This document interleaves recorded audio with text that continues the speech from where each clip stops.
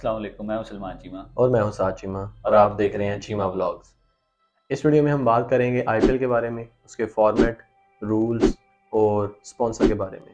सबसे पहले बात करते हैं आईपीएल के फॉर्मेट के ऊपर कि जो इनके मैचेस का शेड्यूल है उसके ऊपर बात कर लेते हैं। इस दफ़ा और लास्ट टाइम भी जिस तरह हुआ था 2022 में कि 74 मैचेस हुए थे, और ये हमेशा से ज़्यादातर अब हो रहे हैं जो मतलब पहले जिस तरह होते थे। और सेकंड ये है कि अब होम और अवे वाला जो उनका सिस्टम था वो वापस आ गया। हम्म। 2019 के बाद से वो चीज़ भी वापस आ गई कि अब एक टीम जो है वो एक मैच होम में खेलेगी और एक जो है वो अवे में जाके खेलेगी। और उसके अलावा जिस तरह पहले आपको पता है कि वो एक ही ग्रुप होता था 8 टीमों का, और उसी के अंदर सारे मैचेस होते थे, तो हर टीम ने 14 मैच खेलने होते थे। अब ये हो गया कि 5-5 के 2 ग्रुप बन गए, जिस तरह वर्ल्ड कप के अंदर नॉर्मली हम देखते हैं। अच्छा, जो नए रूल्स आए हैं इस दफ़ा जो हाँ। इन्होंने किए हैं वो बड़ी देखने वाली चीज़ है कि हुँ, इन्होंने काफ़ी नए रूल्स जो उनसे बिल्कुल। उन्होंने इंट्रोड्यूस करवाए हैं। हुँ, जिसके अंदर आ जाता है इम्पैक्ट प्लेयर का एक रूल आया, उन्होंने हाँ, रिसेंटली निकाला है। बिल्कुल। और उसके मुताबिक भी जो उनसे काफ़ी चर्चा चल रही थी और हम उसको हुँ, डिस्कस भी करेंगे इस वीडियो के अंदर। बिल्कुल। और उसके बाद इन्होंने वाइड और नो बॉल के ऊपर भी डीआरएस रख हाँ, दिया है। ये बड़ी नई चीज़ है कि जिस तरह टीम्स को मतलब ये मुश्किल होती थी कि जब वाइड आ गई तो अक्सर अंपायर से इख्तिलाफ भी रहता है, और अक्सर नो बॉल होती है तो थर्ड अंपायर जो है वो ये उसके बारे में मतलब मुश्किल हो जाता है थर्ड अंपायर के लिए हम्म। कि वो किसको बेनिफिट दे ना। लेट टाइम्स होता है कि आप जब लाइन के ऊपर पाँव आता है तो बेनिफिट ऑफ डाउट जो है वो बैट्समैन को चला जाता है।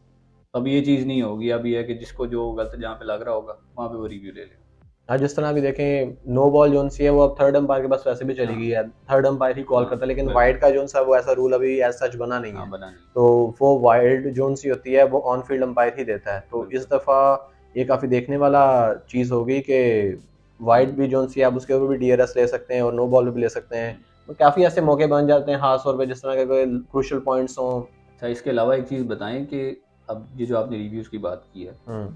ओवरऑल मैच के अंदर जो रिव्यूज़ हैं, ये उसी के अंदर से होंगे या अलहदा से वाइड और नो बॉल के लिए अलहदा से रिव्यू दिए गए? नहीं, इसमें मेरे ख्याल से इन्होंने यही किया है कि रिव्यूज़ जोन से हैं उसी के अंदर ही करेंगे। हुँ, जो 2 रिव्यूज़ पर टीम होते हैं वही चलेंगे बैटिंग और बॉलिंग के सही है। दौरान।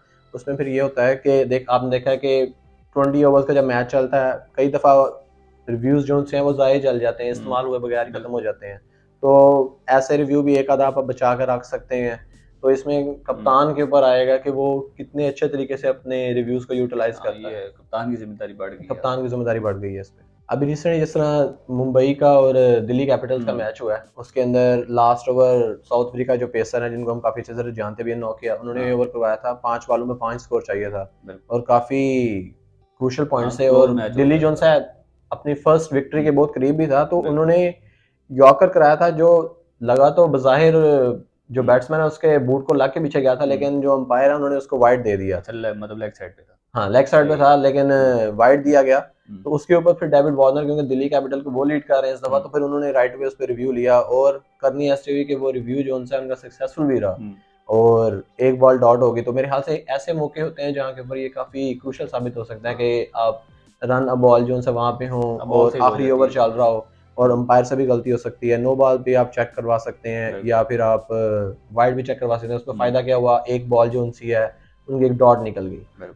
अच्छा, जैसे लास्ट सीज़न के अंदर ये था ना कि ये टीम शीट लेके आते थे, मतलब प्लेइंग 11 की जो शीट होती है, लेकिन ऐसा कि टॉस से पहले तक आपने डिसाइड करना होता था। डिस्ट्रीब्यूट हो जाती थी। हाँ, इस दफ़ा इन्होंने ये किया है कि टॉस के बाद भी आपके पास ऑप्शन है और 2 आप प्लेइंग 11 लेके आ सकते हैं। मतलब कोई भी कैप्टन है तो वो 2 प्लेइंग 11 लेके आएगा और पिच की कंडीशन और टॉस के हिसाब से वो देखेगा और उस तरह फिर वो अपने कर लेगा कि अगर बैटिंग पहले आई तो उस हिसाब से उन प्लेयरों को खिला लेगा। उसके अलावा जो इम्पैक्ट प्लेयर की बात है, वो हमने देखा कि कुछ मैचेज़ के अंदर इम्पैक्ट प्लेयर यूज़ किए गए हैं टीम्स की तरफ से। हाँ, वो उसके बारे काफ़ी। में ज़रा बताएँ?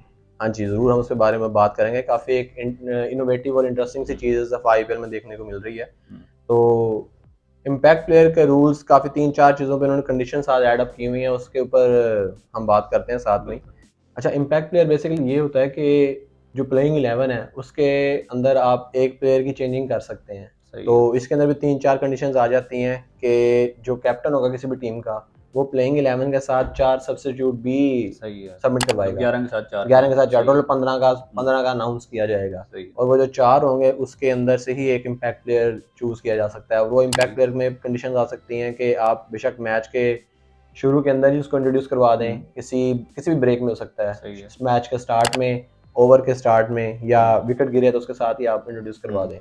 अब हमने कई एग्जांपल्स देखी भी हैं, जिस तरह आप चेन्नई की बात करें, अगर हम चेन्नई में जो है अंबाती रायुडू जो से हैं, वो एज अ इम्पैक्ट प्लेयर खेलते हैं, वो सिर्फ बैटिंग करते हैं, बॉलिंग फील्डिंग के वक्त वो हाँ, नहीं आते, फील्डिंग में उनको नहीं आते वो। उनकी उन रिप्लेसमेंट के अंदर एक बॉलर को लाते हैं एम एस धोनी। बिल्कुल। तो इसके साथ एक और कंडीशन भी आती है कि ज़्यादातर केसेस के अंदर हमने देखा है कि इंडियन ही इम्पैक्ट प्लेयर के तौर पे आ रहे हैं, लेकिन इस रवायत को तोड़ा है मुंबई इंडियंस ने। उन्होंने ऑस्ट्रेलिया के जो बॉलर हैं, लेफ्ट आर्म पेसर हैं, बैरन है मेरे ख्याल से, बैरन रॉफ हैं, उन्होंने उनको इंट्रोड्यूस करवाया गया था एज इम्पैक्ट प्लेयर, लेकिन उसके लिए भी कंडीशन ये है कि अगर आपके उन्होंने 4 3 ओवरसीज़ खिलाए थे। 3 ओवरसीज़ खिलवाए हुए सही थे। है। तो क्योंकि एक वक़्त में रूल तो यही है कि आप 4 और ओवरसीज़ किसी ही खिलवा लोकल को सकते चेंज हैं, करके और उन्होंने। लोकल को चेंज करके उन्होंने सही है। एक फॉरेन जो सा पेसर उसको उन्होंने इंट्रोड्यूस करवाया था। ठीक है। मेरे ख्याल तो से उससे स्काई उनके को, 4 ओवरसीज़ पूरे हो हाँ गए जी, थे। मेरे ख्याल से स्काई को उन्होंने रेस्ट करवाया था फील्डिंग के दौरान। फील्डिंग के दौरान। इसके अलावा ये कि स्पॉन्सर के ऊपर बात करते हैं, तो पिछले 2 साल से जो इनका स्पॉन्सर है वो टाटा है। बाद में पहले वीवो था और उससे पहले तो डीएलएफ होता था। जी। तो अब ये है कि अब उस दिन हम पढ़ रहे थे जिस तरह सेकंड हाईएस्ट जो है वो स्पॉन्सर्स में अब आ गई है पूरी दुनिया में, पूरी स्पोर्ट्स में दुनिया ऐसी लीग में है। ये स्पोर्ट्स हिस्ट्री में मेरे ख्याल से फर्स्ट टाइम है कि सेकंड नंबर पे इस टाइम आईपीएल जो है स्पॉन्सर की लिस्ट में चला बिल्कुल। गया।